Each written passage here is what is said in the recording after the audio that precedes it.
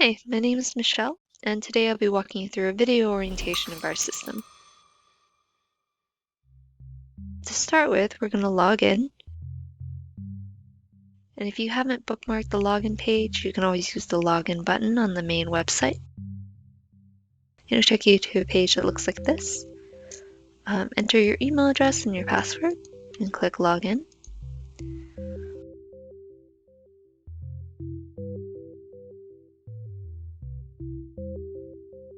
So to start with, after you log in, if you have any sessions scheduled already, you'll see them first. Then down here at the bottom, you always have these two options. New session now is if you want to schedule a session for right now. It uses today's date and the current time, whereas new scheduled session will let you pick a date and time into the future. Let's pick Wednesday at 9, and this always uses the time zone on your account. Once you click go, it's going to ask you for more information about your participant. It's a 2-character minimum for the name. As soon as you start typing, it's going to bring up a list of anyone you invited before that matches what you're typing. You can see I have a couple of names here.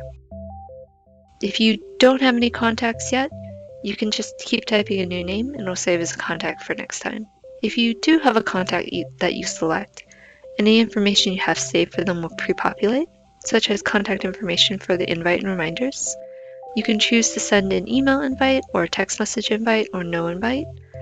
I generally recommend email because people can access that on pretty much any device, whereas text message just goes to their phone.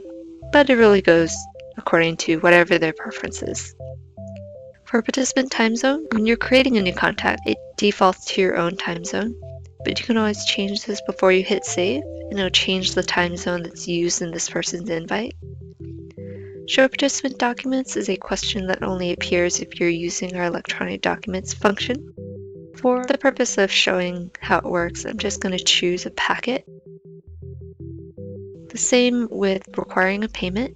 You can require a payment if you've connected a Stripe account to your SecureVideo account, and I can choose from one of the services that I've set up to charge for. This is the default payment amount I've created, but you can always change this for each person and each session. Once you hit save, that meeting gets created and the invite is sent out. You can see underneath this person's name is a 9-digit number. I didn't send an invite through our system. I could just give them this 9-digit number. They can go to SecureVideo.com and click on Join a Session to use it. If I wanted to make this a group session, I would hit Add Participant. And the same thing, I just add another participant, select contact information for them. I can choose to set e-documents for requirement or payment requirement, and then I hit save, and that invite is sent out to them. Underneath each person's name is a waiting room status. Of course, not in waiting room is that they haven't joined yet, but in waiting room is that they have clicked to join. Edit is if you want to edit this person's information. It brings you back to this screen. If you do edit the contact information and click save, just make sure you also hit remind so it'll send a new invite to that new contact information. The system will tell you if one has been sent within the last half hour, but you can always override it to make sure it sends it to the new contact information. Remove is if you want to remove a single person from a group session without affecting anybody else. As soon as you confirm you want to remove them, they'll receive a cancellation notice, but nobody else will be affected. But if it's a one-on-one session, then the way to cancel it would be clicking on Manage and then Cancel. As soon as you confirm you want to cancel a session, it'll send out a cancellation notice to everybody and then delete the session from your dashboard. If you click on Manage, you can also choose to reschedule the session. It'll show you the current date and time it's scheduled for. Change either or both before you hit go. It'll send out a reschedule notification to everybody and then update the session on your dashboard. If you click Manage, you can also choose to click Schedule Next. This will create a copy of the current session for a week out at the same time, but you can change either or both before you hit go. And all it does is create a new session with the same people, but new access codes and same settings. You can also choose to assign documents to yourself if, say, you have a packet that you want to remember to complete. in which case then you will also have the option to submit documents yourself. Enter meeting is if you want to start the meeting once you see that they've entered the waiting room. Start chat is if you want to start a clinical chat. Clinical chat is a in-browser encrypted chat feature that we have. If you send any messages through clinical chat, then your participants receive notifications according to their preferences or the contact information we have for them. The chat retention is only 24 hours, so it's not meant for something like chat therapy, but it is good for sending notifications to someone that you want to show up on the waiting room page, or for them to get in contact with you if, say, they're running late. And it looks something like this on the other end. You can also choose to add the session to an external calendar by clicking on Add to Calendar, Google, Yahoo, Outlook, or iCal. You can also choose to enable dial-in if you wanted someone to be able to call in via phone, or if, say, they didn't have a microphone and speakers on their computer. Down here at the bottom, you can always click Install Zoom if you need to install Zoom on a different device. And support, this is our little chat widget. With that, we've covered everything on our dashboard. Now just move into our features. Under this list are all the features that you can manage. My listings if you want to create a listing in our public directory. Messages are where you would go if we notify you that you've received a message through that listing. E-documents is where you can go to view any documents that have been submitted to you. It's also where you can go to add documents. So you can see a few here in this demo account, but you can always create a new template in your account by clicking on New Template. By default, there aren't any in an account. To set up our documents, there are a number of different settings that you can have. And we also use a very simple markdown code. We link to the support article about how to use it up at the top.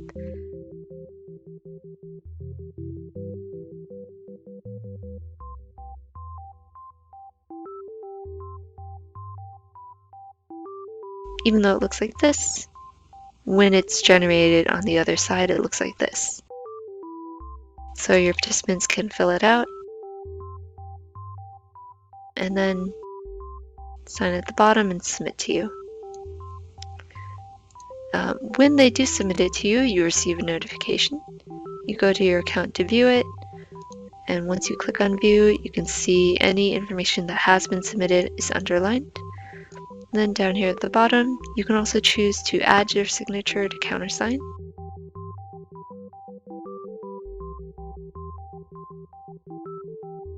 And you can see it's automatically tagged with the date and time and the security hash if we ever did need to look up the electronic audit trail for it, even if you download this as a PDF and store it in a hard copy.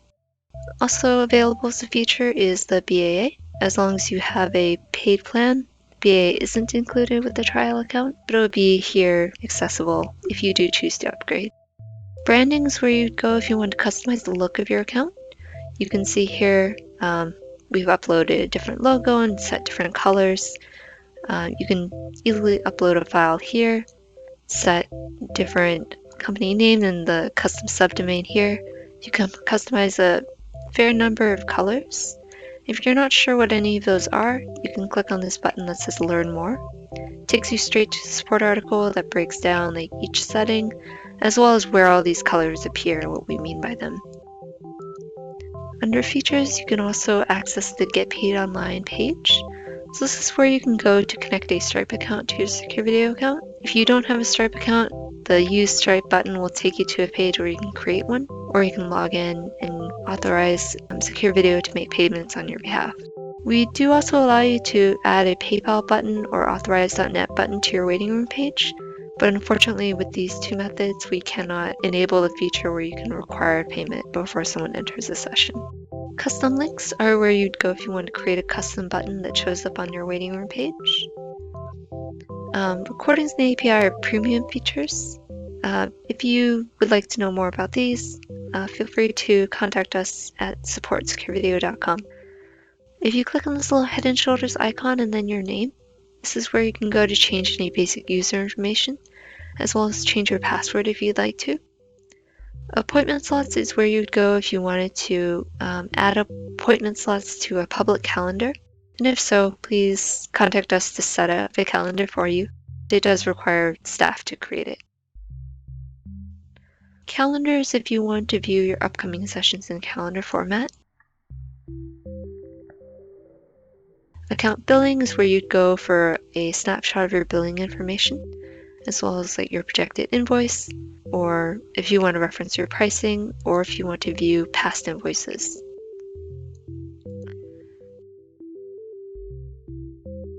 If you click on this little head and shoulders icon and then account options, this is where you can go if you want to change different types of options on your account, such as scheduling, just different aspects of the account.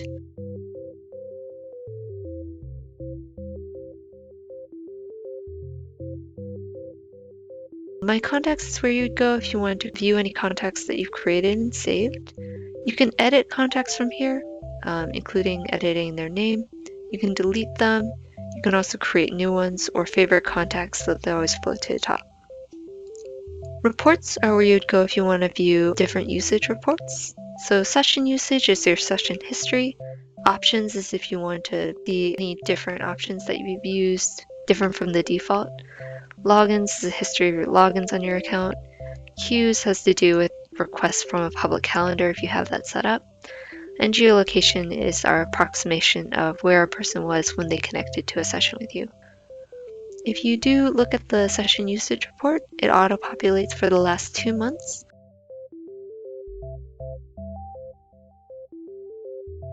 By default, it looks for connected sessions, but you can choose to look for non-connected sessions if you'd like, say if you want to look up no-shows. But by default, if it shows you a connected session, it shows you the connection time, as well as approximately how long the session was and who you met with. Feel free to change the date range or any of these aspects, and then click Filter to search again. And you can download any of this as an Excel spreadsheet as well. $30 account credit, this is our social media promotions if you want to check those out.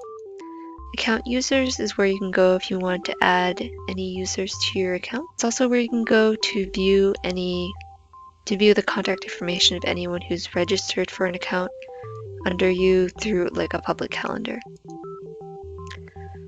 Account groups, don't need to mess with, but if you do have a public calendar, you can always reference your customized booking page here.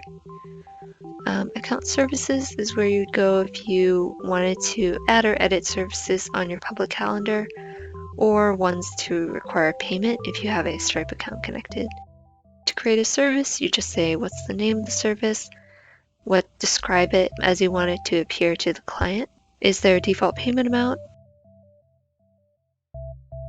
And the scheduling duration, which just says the approximate idea of how long it'll take. This is mostly used for the add to calendar function.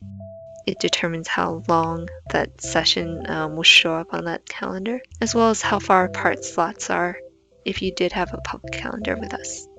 Last is the ability to log off from here, although we do time out the account after 4 hours of inactivity. And I also wanted to point out the support tab, where you can always reference our getting started guide, as well as our email address or our phone number. Your participants are also welcome to give us a call if they have any questions about installing or joining a session. But we do also have very detailed support articles about how to do a lot of things in the system. And we're a big fan of screen caps to make sure that people get the right idea. And that's it. Please do let us know if you have any questions. Thank you for watching.